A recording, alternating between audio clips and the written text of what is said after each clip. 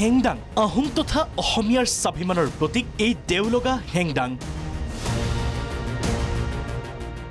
হেংদাঙক লৈও ৰাজনৈতিক নেতা পালি নেতাৰ মুখ চুপতি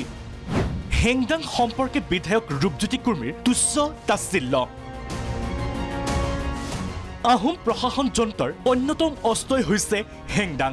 কিন্তু এইখন অসম মুলুকৰ মৰিয়নি সমষ্টিৰ বিধায়ক ৰূপজ্যোতি কুৰ্মীৰ মতে হেংদাং হেনো মুখ্যমন্ত্ৰী হিমন্ত বিশ্ব শৰ্মা বিজেপিয়ে বনোৱা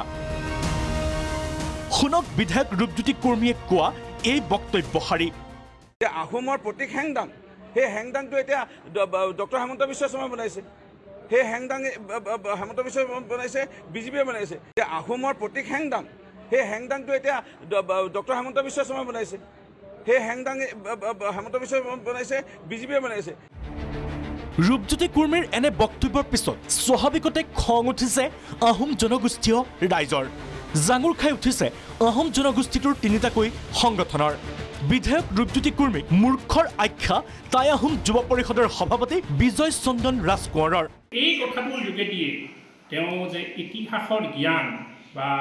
যি জ্ঞান বুদ্ধি সামাজিক যি ক্ষেত্ৰত যে শূন্য এই কথাটো কিন্তু তেওঁ বাৰে বাৰে প্ৰতিষ্ঠা কৰিছে তেওঁ আচলতে এজন মূৰ্খ বুলি আমি ক'ব লাগিব যে হেংদাং হৈছে আহোমৰ এটা পবিত্ৰ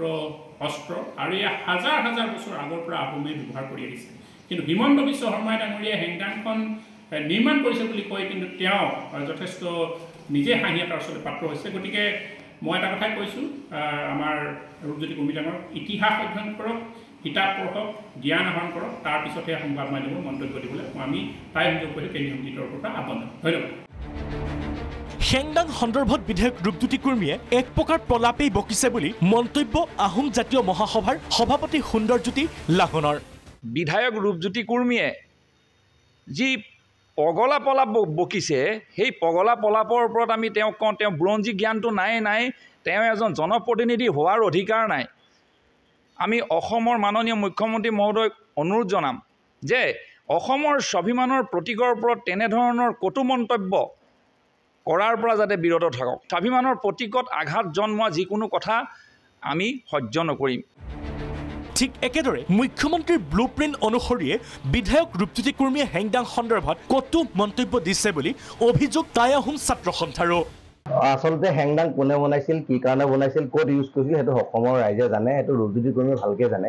কিন্তু ৰূপজ্যোতি কুৰ্মীয়ে যে হেংদাংখনৰ কথা কৈছে এই হেংদাংখন আচলতে হিমন্ত বিশ্ব শৰ্মাই এটা ব্লুপ্ৰিণ্টৰ কথাহে ক'ব বিচাৰিছে সেই ব্লুপ্ৰিণ্টটো হৈছে যে তেখেতে এটা ব্লুপ্ৰিণ্টৰ জৰিয়তে আহোমৰ 15টা সমষ্টি 4টালৈ কমাই দিলে য'ত প্ৰভুত্ব আছিল আৰু শিৱসাগৰত যিটো ঐতিহাসিক ৰংপুৰক ভাঙি থান কৰিছে আহোমৰ অস্তিত্ব নাইকিয়া কৰিবলৈ গৈ আছে এই যি ব্লুপ্ৰিণ্টটো সেইটোকে তেওঁ কি কৈছে হেংদাং নামেৰে তাক তুলনা কৰিছে আৰু এই হিডেন এজেণ্ডাটো ৰাইজক তেখেতে বুজাই দিছে যে হিমন্ত বিশ্ব শৰ্মা প্ৰকৃততে আহোম জনগোষ্ঠীৰ ৰাইজক কাটি মৰা এটা প্লেন কৰিছে হেংদাঙৰ জৰিয়তে সেইটোকে তেওঁ বুজাই দিব বিচাৰিছে